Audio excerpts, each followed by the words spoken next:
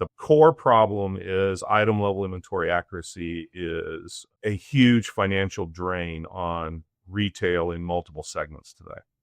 And if you can use RFID to do counts, like we've got customers, we have over 8,000 stores live around the world using our technology today. We manage over 600 million RFID tag reads a week. And if we can help a retailer keep their inventory accuracy in that 98% range every week, then guess what? The probability that they're going to know when they have an out of stock so that they can get that size to the store that's out of stock today is much higher. So that's the core problem.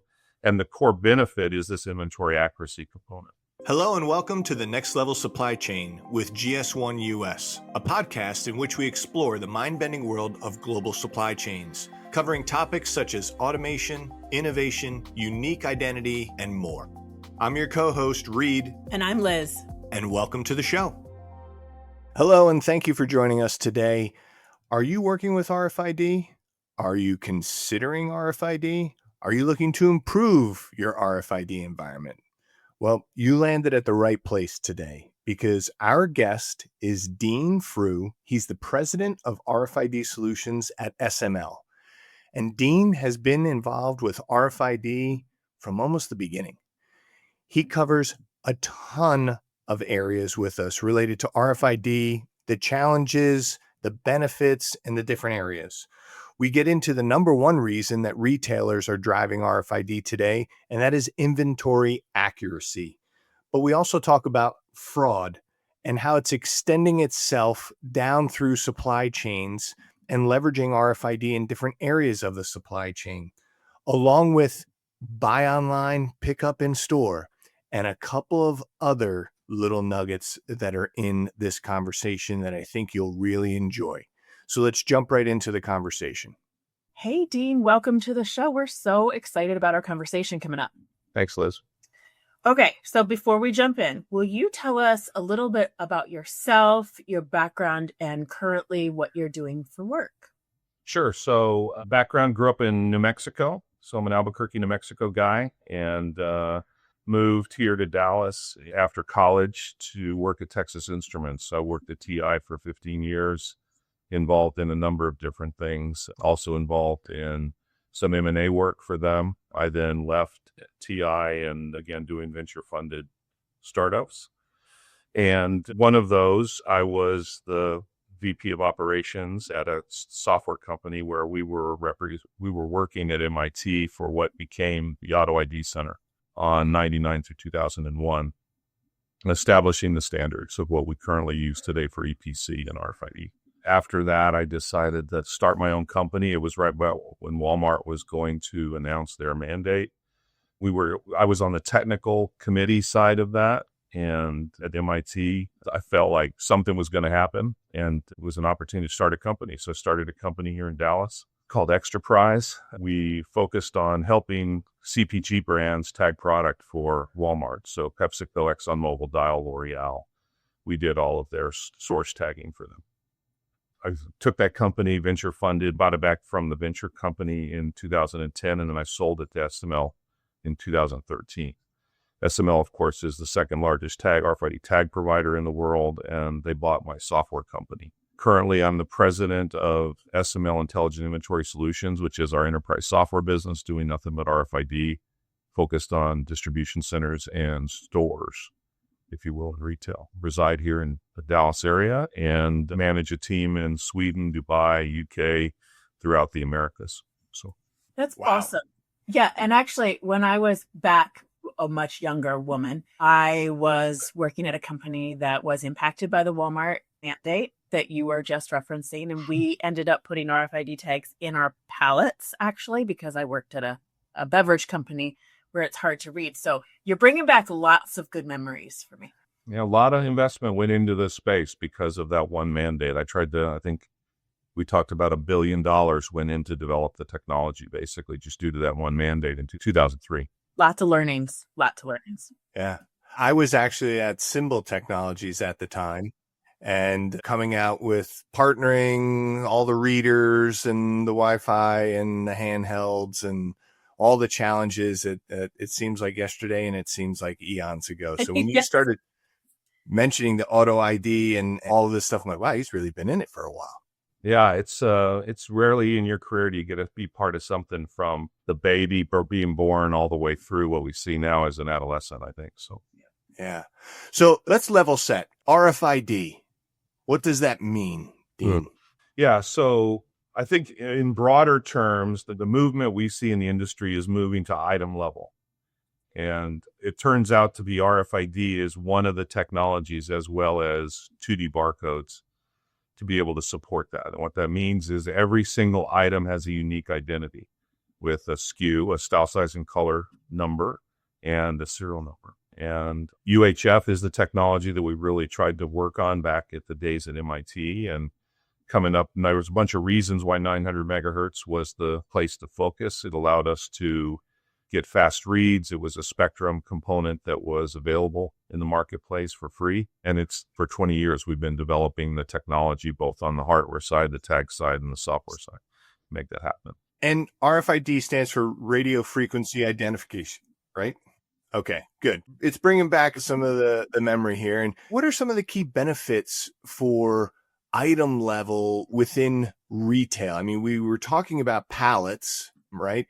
And you mentioned serial numbers, item level. So per one, right? One of 1,000, one of 1 million. What are some of the benefits that retailers are seeing from leveraging this in the stores? Yeah, I mean, in 2007, Walmart made the switch from case and pallet, which is what Liz talked about and what you experienced back in the days of Symbol, and to move to item level. And the reason for that is when managing inventory for apparel, home goods, footwear, fragrance and cosmetics, beauty, electronics, you can't really tell by looking at something how many mediums, how many smalls, and how many larges you have. And so basically item level RFID allows us to identify very rapidly how many of each style, size, and color you have, as to use an apparel example. And when we all go into a store, it doesn't matter if you've got a blue t-shirt if you don't have the right size. And so the big problem that's in the industry that we like to start with is having style, size, and color inventory accuracy is the problem. That's the big, hairy problem that the retail industry has today. And the reason for that is not their fault per se, but they can only physically do a count once or twice a year. And because of that, they establish their inventory at 92, 94% with a physical count. And then every week it degrades plus or minus 1 or 2%. And so then by the time you get 9 months out, your item level inventory, your financial inventory might be within a few percentage points, but that doesn't help you and I buying a t-shirt that we need our size in. And so the core problem is item level inventory accuracy is a huge financial drain on retail in multiple segments today. And if you can use RFID to do counts, like we've got customers, we have over 8,000 stores live around the world using our technology today. We manage over 600 million RFID tag reads a week. And if we can help a retailer keep their inventory accuracy in that 98% range every week, then guess what? The probability that they're going to know when they have an out of stocks that they can get that size to the store that's out of stock today is much higher. So that's the core problem. And the core benefit is this inventory accuracy component. I could see that having a very quick waterfall effect with the lack of inventory, customer satisfaction. And they said they had it. I went there. They don't have it. And then it just cascades. And then we're going crazy. Then we have too much of it. And then we can't unload it. And, the whole domino effect. Hey, everyone. Welcome to the Next Level Supply Chain with GS1 US. Today, we have a special, exciting news to share with you. A special podcast discount for our favorite event of the year. GS1 Connect? You got it, Liz! Our annual supply chain focused conference, and in 2025, it's in Nashville. Yeah, Music City. I cannot wait. And I can actually drive there, which is amazing. Reid, how many GS1 Connects have you been to? I've been to 6. This will be my 7th. Awesome. I've been coming to GS1 Connect before it was called GS1 Connect. And I do love meeting all of our attendees every single year who bring so many great examples from grocery, food service, retail, and healthcare. And they talk about how they solve supply chain visibility challenges. And in 2025, Nashville gives us a good reason to pun how GS1 standards can help amplify impact on your supply chain operations. I see what you're doing there, but that is correct.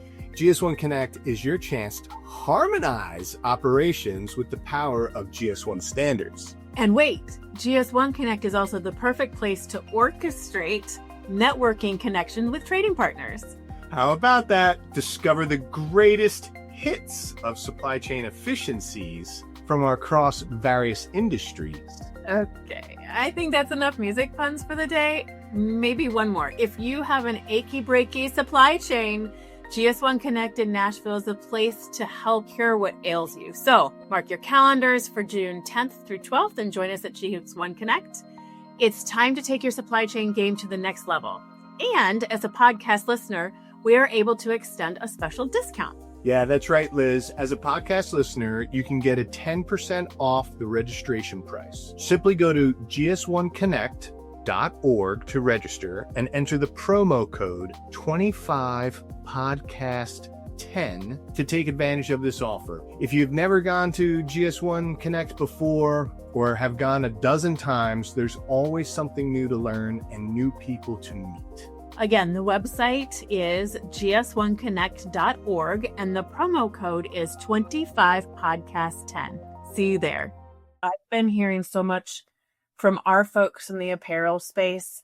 And like I said, I sat more on the food side about this return fraud. And I might be jumping ahead because there's more, I think, to the story. But from a return fraud perspective, if you know what that small blue t-shirt has a number, does this item level tagging have a benefit there? Like, can you use that to help with that return issue that retailers seem to be having? Yeah, definitely, Liz. I mean, we've got customers and partners in the point of sale space that if I buy that blue medium t-shirt and I want to bring it back for return, I know which blue medium t-shirt was sold.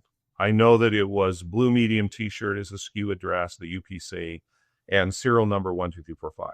Right. It's that serial number that really brings us. It's I'm this can. I'm that t-shirt. Yeah, exactly. So now the problem with returns fraud most of the time is organized and non-organized crime is going into a store and grabbing 3 shirts off a rack and taking it to the returns desk. There's no way for the retailer to know if those were actually ever sold. Okay. So what can happen with item level RFID is if you're using it at the point of sale, you now, whether it be through a 2D barcode like we have customers using or whether it be through RFID, I know that that blue medium t-shirt's never been sold. And if it's never been sold, then I'm not going to give full refund. I might not give a refund at all. That's a process and a customer experience decision that the retailer makes. But again, it's a great example that you bring up of a real world problem that cannot be resolved without item level technology. I'm really glad you brought that question up, Liz. And it makes me think of a conversation back in 2019 in San Francisco. We were at an AI conference, Bob Chekowitz and myself, Liz, way back in the day. You know, anything before COVID is way back in the day. And Liz and I were joking that we all went to school in the late 1900s. Some earlier than that, but that's okay. We'll stay off of that. Okay. Mid 1900s. So they were talking about computer vision. And we had GS1 shirts on, and then the gentleman who was giving the presentation was like, you know, I hate to say it, but we're going to replace the barcode. And I'm like, we love computer vision. It is a wonderful solution. I said, I just have one question for you. I understand that you could look at something and in less than a second tell me that there's 256 toothpicks that are on the floor, but tell me the batch and lot number of them. When were they produced? And then tell me the unique identifier of each of the 256, aka the serial number. And well, we would have to have it printed on there. And I'm like a barcode. So it was very interesting though, but RFID, this has been RFID, and you mentioned 2D barcodes. So QR codes, the regular UPC barcode does not have the space within it for us to incorporate that serial number in there. but RFID tagging does. And 2D barcode has that capability because it expands, the data Yeah, capacity. and computer vision is a great technology for consumer packaged goods. I mean, we see multiple retailers. You can run a robot down the rack and you can figure out how many cans of green beans you have, okay? Because you only have two sizes, okay? And so when you look at all of us have gone into retail stores and you look at a stack of T-shirts, you can't tell which ones are which size. That's my point. And don't get me wrong. I am a huge fan of computer vision. There are lots of use cases out there, and it helps with fraud too in certain capacities. People talk, back to Liz's question, people talk about loss prevention and we think of gates at the door and so on. But quite frankly, one of the largest, if not the largest after COVID, of the loss detection or loss in a store had to do with returns fraud. Or it had to do with people stealing things and taking it out of the store and then bringing it back for a return. Just bring it back. I bought this here. The tag's still on it. I lost the receipt. And then the conundrum, we call it, on customer service. What do you do? If you don't have any proof that it's never been bought, then you end up having to guess. And typically they err on the side of giving store credit or something like that. But store credit's just additional monetary benefit to the thief. The organized versus unorganized crime around return frauds. Reid, it reminds me, Reid and I just had a conversation about coupon fraud. I guess I'm inherently I think about the good, but I never thought about returns fraud being an organized crime. Anyway, we can move on from that. It's just another little nugget of mind-blowingness that I learned this morning. And in general, we're going to come back to some other things, I think, but in general, returns is kind of the biggest mess and biggest unserved problem in retail today. And there's some things we're doing with RFID to address that, but it's a big, hairy problem. Yeah. And, and some of my family members are actually part of the cause, okay? Not to mention names, okay? Please explain a little more. I know. Yeah. One of my family members got married, and her name shall not be mentioned, but she bought 5 dresses and returned 4 of them. Okay. I mean, that's not uncommon, especially in that generation. Okay. Yeah. And they figured out how to do this the best way. They don't have to go into a store. They just order it. They bring it in. Some of those units went back to Australia. So anyway, it's the whole returns process is something that I think over the next 5 years, we're going to see a significant amount of advancement beyond some of the things we're doing today. And you're not just talking about just fraud there with that example. There's a little bit of fraud that happens, but it's the whole, okay, we used to do this in good faith that 90% of the time I was going to keep it. But now people know oh, wait a second, you're buying 5 dresses from the same place. We know you're going to return 5 or 4. And they starting to reduce that. But when you're buying them from 6 separate places, it's a significant cost and it's a carbon footprint issue as well. Let's stay with that topic here. How is RFID impacting in any way, shape, or form the BOPIS, the buy online, pick up in store customer experience? Is there a play here? Yeah, definitely. I mean, back in the ancient days before COVID, okay, BOPIS was something that our customers talked about. Most of the value proposition was about in-store fulfillment, not online fulfillment out of stores. They all dreamed of it. 80% of their inventory was in brick and mortar and 20% was in the DC. They were still most of them fulfilling their orders out of the DC. And after COVID, they were forced to leverage their stores for inventory more so than they ever had before. And so what we saw was the growth of our business has been completely driven by 2 things. And I'll talk about supply chain later, but BOPIS is the number one, okay? And that is, if I don't know what I have and I commit to Liz to go into XYZ retailer, she orders online, she wants to come into the store, and I want her to come into the store, by the way. Because if she comes into the store to buy that dress, to pick up that dress that she ordered, then she's probably going to pick up a belt, okay? She's going to do, her basket increase is going to happen. So basically, cancel rates, we have customers who had 50% cancel rates, 50, okay? And these are sophisticated retailers. There's a retailer that has a 70% cancel rate on their apparel. So guess what they do? They don't expose that to BOPIS. So they're losing sales. That's what they end up doing. I can't execute this reliably and I don't want to upset my customer, so I'm just not going to offer it to my BOPIS e-com line. And this goes right back to where you started, which is Inventory accuracy. Exactly. Inventory accuracy. And we talked about this, when COVID hit, especially the grocery stores, going to the web was a major expense for them. There's a whole different scenario to that. But now your inventory accuracy is 10 times more important because you have an online order and an in-store order happening from the same inventory space. And you have to run some crazy algorithm to say, well, there's a 20% chance they'll get here. Or my whole thing, the big box DIY stores, if there's only 2 in the bin or less than 5, I don't go to the store because I know it's not there. And that's what those thresholds, we call them, is we've got retailers that have said, if I don't have 5 in what I think I have in my ERP, I'm not going to expose that SKU to online orders for pickup. Okay, well, just think about what that does. Is that means that I'm bloating my inventory, or I'm not exposing things for sales. And so BOPIS is causing customers to do daily. We have multiple customers doing daily cycle counts of their whole store across their entire estate, where they used to do it once a year. Now they're doing it every day. So every day they're resetting their e-com inventory, and it's all because of BOPIS. Okay? Yeah. And they said with computers, we would have to do less. Yeah. I do have a question. It must be worth it to them. Yeah, because it's a sales lift. Okay.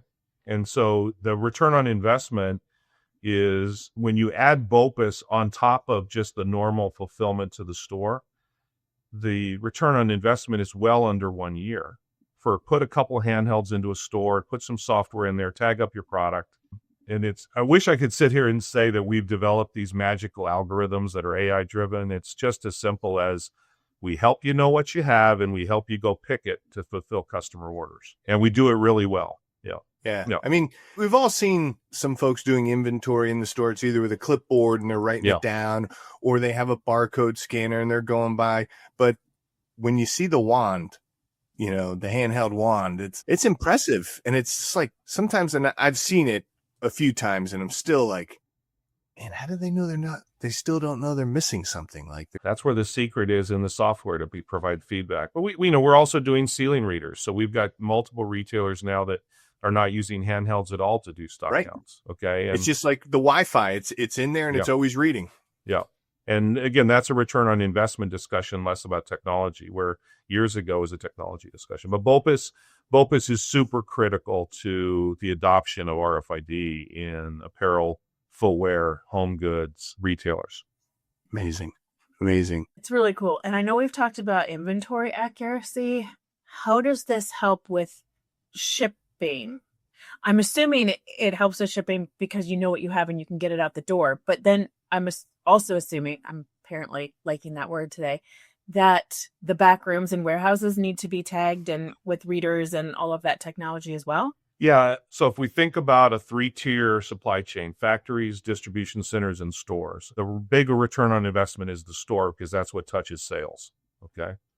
So the model that we see being adopted is you outfit your stores, you get your sales lift, you get your inventory reduction, you get your labor efficiency, and then the next step is moving into your distribution center. But it's not on outbound, it's on inbound. So most retailers today and brands are sampling 1% of the boxes that come in.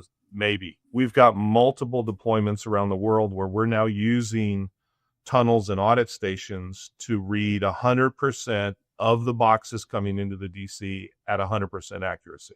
That's amazing. Yeah. And doing it at speed, doing it at 1,000 cases an hour.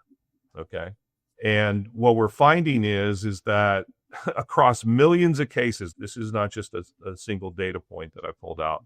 Across millions of cases, the average audit failure is somewhere between 4% and 10%. That means 4% of the boxes do not have in it what they think they have, or 10%. Wow. Okay. So think about you talked about you used the word cascading. Think about how that cascades into your warehouse management system about what you think you have in inventory. Think about how that cascades into the store because you went to go pick an item in the warehouse because you thought it was in the box and it wasn't, so you couldn't fulfill the order. And so the fastest growing segment of our business are these retailers that have put it in their stores and are now working their way into inbound and outbound out of their DC, but mainly inbound. And it's all because of the same technology. Yeah, they're trying to reduce the negative compounding effects. And they're using it for claims against suppliers. Suppliers have been basically misshipping them for years. This is the whole fall off the truck scenario. Fall off the truck, or they're never going to be able to know if I short shipped them or I shipped them something else. I mean, we monitor overs, unders, and unexpected. So we've got multiple examples where 160 items were supposed to be in a box. There were 160 items, but 130 of them were a different SKU. So financially, I'm okay. But from an inventory accuracy standpoint, I now have a box that only has 20% of what I thought I had in it at the SKU that I put into my warehouse management system. And you may not even need the extra. Yeah, it might be an assortment issue where I got a bunch of extra smalls. I'm never going to sell them because I needed an assortment of medium, large, and small, that kind of thing.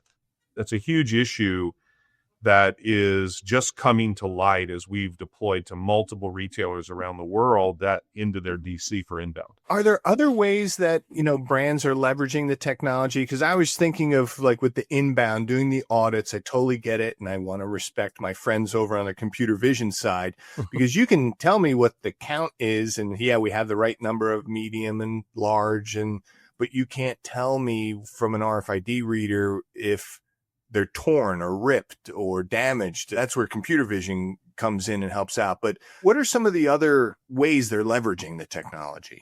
Dressing rooms and checkout.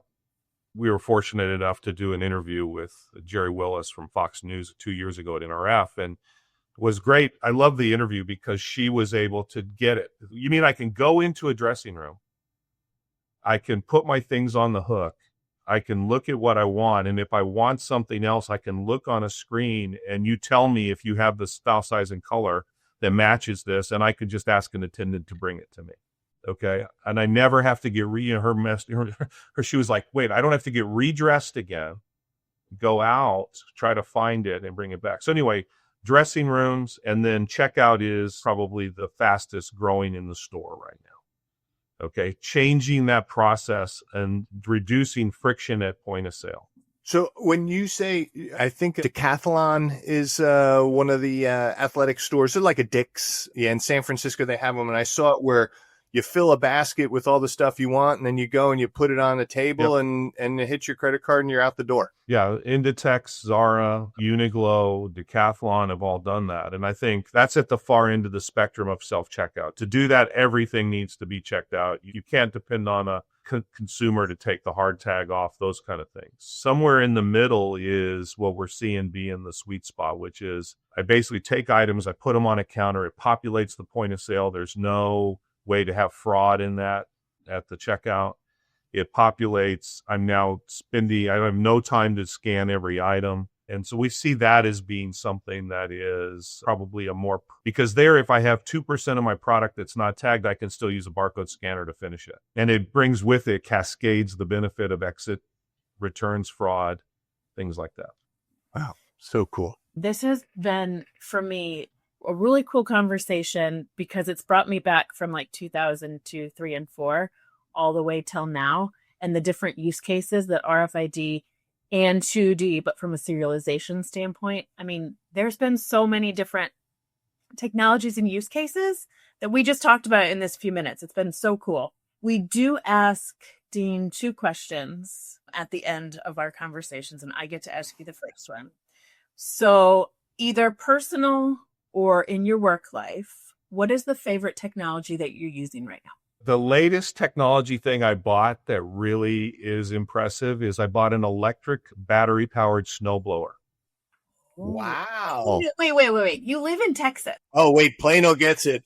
I know, but I have a cabin in the Rockies, okay, in New Mexico. So I didn't want to use gas because I don't use it enough, and so it would clog up the carburetor, and then you got a problem, right? So I bought a Toro battery-powered snowblower, which is amazing, okay? That whole industry is moved over. I mean, we used to have the gas-powered weed whacker, but just like you said, you got the ethanol gas sitting in it. It gets all gummed up in the winter time, and you're like pulling at it. But yeah, electric-powered weed whackers, lawnmowers, even ride-on lawnmowers today. Wow. Yeah, and it was pretty amazing. So anyway, that would be that answer to that question. Cool. My question for you is, what is something new you want to learn in the near future? I want to understand this whole crypto thing. Yeah. Okay. I don't get it.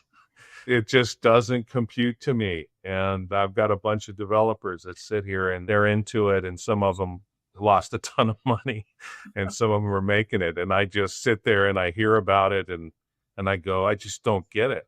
There's no hard currency.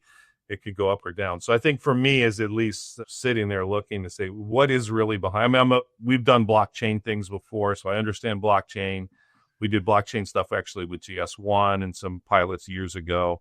So I think the whole crypto thing is something that I'm interested in. I don't disagree with you. It is a unique space. Well, Dean, thank you so much. This has been a fantastic conversation. I learned a lot in here. And Liz, I'm juiced up again. I'm like, you should be. You guys are part of something. Yeah. Yeah, this is great. Well, thank you again. Thank you very much for having me. Thank you. Have a great day. See you. Bye. Thank you for joining the Next Level Supply Chain with GS1 US. If you enjoyed today's show, you can subscribe to our feed or explore more great episodes wherever you get your podcasts. Don't forget to share and follow us on social media. Thanks again, and we'll see you next time.